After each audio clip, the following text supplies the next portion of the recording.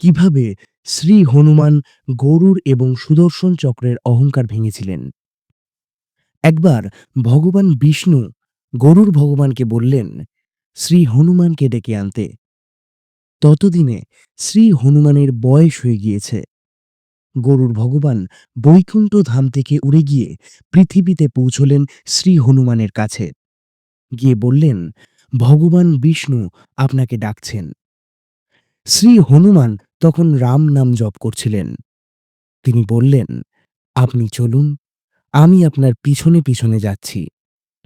গরুর ভগবান মনে মনে ভাবলেন, ইনি এখন বুড়ো হয়ে গেছেন, এনাকে যদি আমি নিয়ে যাই তাহলে এনার কষ্ট কম হবে।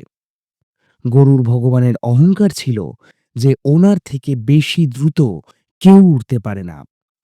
গরুর ভগবান বললেন, আপনার বয়স হয়ে গিয়েছে, আপনি আমার পিঠে বসুন, আমি আপনাকে নিয়ে যাচ্ছি। শ্রী হনুমান বললেন, আমি রাম নাম জপ শেষ করে তারপর আসব, আপনি চলুন, আমি আসছি।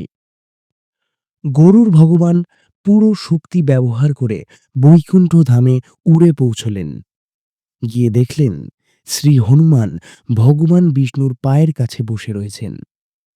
গরুর ভগবানের মাথায় আসছে না শ্রী হনুমান এত তাড়াতাড়ি পৌঁছলেন কেমন করে। আর পৌঁছলেন তো সেদিন দ্বাররক্ষী হিসেবে সুদর্শন চক্র ছিল, সে তাকে আসতে দিল কেমন করে। সুদর্শন চক্র শ্রী হনুমানকে ভগবান বিষ্ণুর কাছে আসতে আটকালো না কেন। গরুর ভগবান চারিদিকে সুদর্শন চক্র খুঁজতে থাকলেন। ভগবান বিষ্ণু তা দেখে শ্রী হনুমানকে জিজ্ঞেস করলেন, হে হনুমান, আমার সুদর্শন চক্র কোথায়?